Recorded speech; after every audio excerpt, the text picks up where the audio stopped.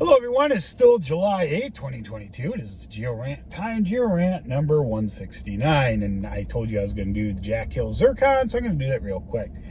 The Jack Hill zircons, I hear them used a lot as the oldest rocks on Earth, and you'll hear dates over 4 billion years old. However, that is not a factual statement.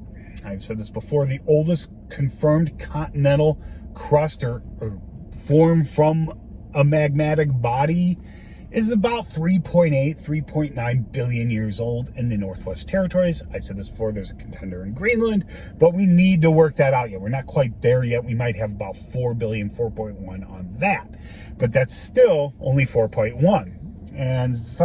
And I often will hear people say, when I say that's the oldest, crust on Earth, they'll sit there and say, what about the Jack Hills? Without understanding something about the zircons in the Jack Hills. Those old zircons come from a meta-sedimentary conglomerate and sandstone. Now, that sandstone is a lot younger than that, and people argue what it is, but it's younger than 3 billion years old. Well, if it's younger than 3 billion years old, why do people say there's zircons in it that are way older than 4 billion? That's because of the nature of a conglomerate. It is derived from detritus. It's broken down from other older rock. A conglomerate in a sandstone can only incorporate into its formation what already exists. So if there's zircons in an igneous body somewhere weathering out to form conglomerate and sandstone, it's going to incorporate that into it. It cannot incorporate younger stuff that doesn't exist yet.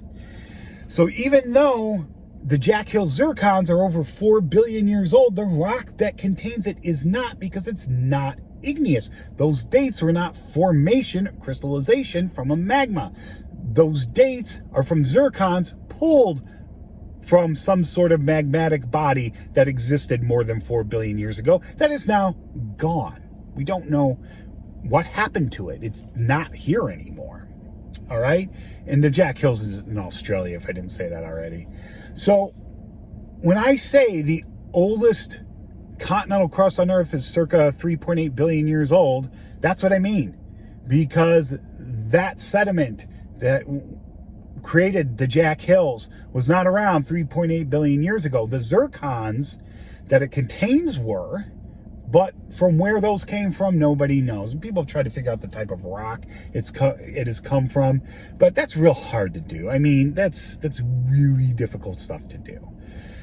But so when somebody says the oldest crust on Earth is 3.9 billion years old, don't bring up the Jack Hill zircons, because you'll be wrong.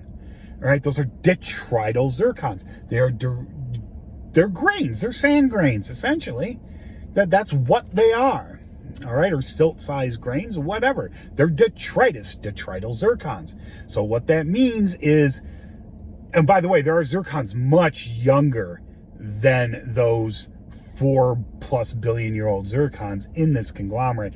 And I may be wrong when I say 3 billion is, or young. No, it is 3 billion or younger. I don't remember the youngest zircons. I seem to remember them being Paleoproterozoic, but I could be wrong on that. The point is, it doesn't matter.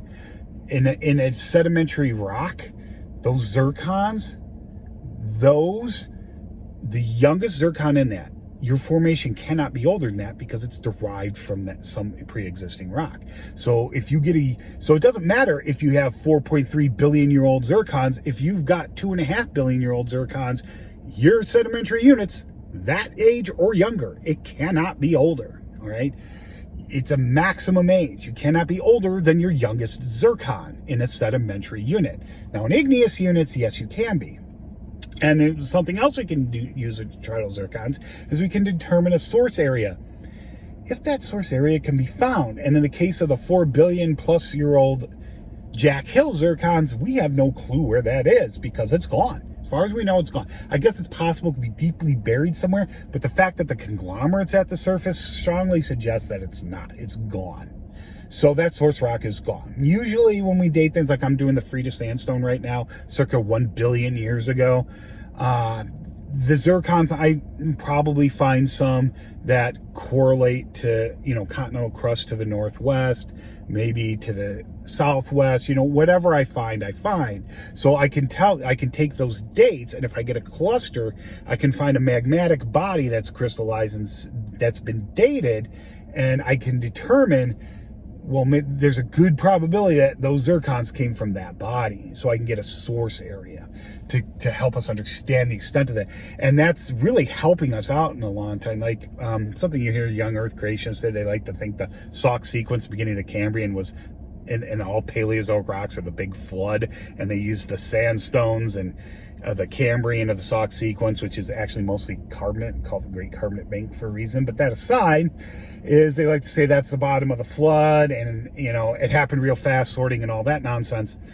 But in geologic terms, yes, it happened quickly, within a couple dozen million years at the most, or less than that.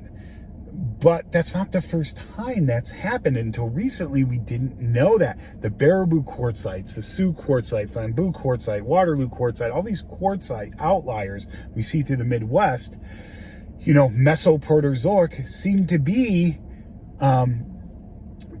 we pulled zircons, their source areas are far away, indicating that this was a very large continental sheet of sandstone. So you can get...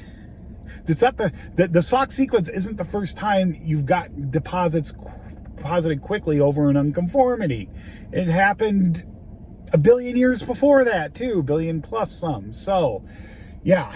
So, we're getting there. Anyway, before I digress and get too far off the Jack Hills, I just wanted to say that. Remember, Jack Hill zircons are detrital zircons. Those ages, those 4+ billion year ages, are not the age of the rock that contains them. That rock can't be older than its youngest zircon.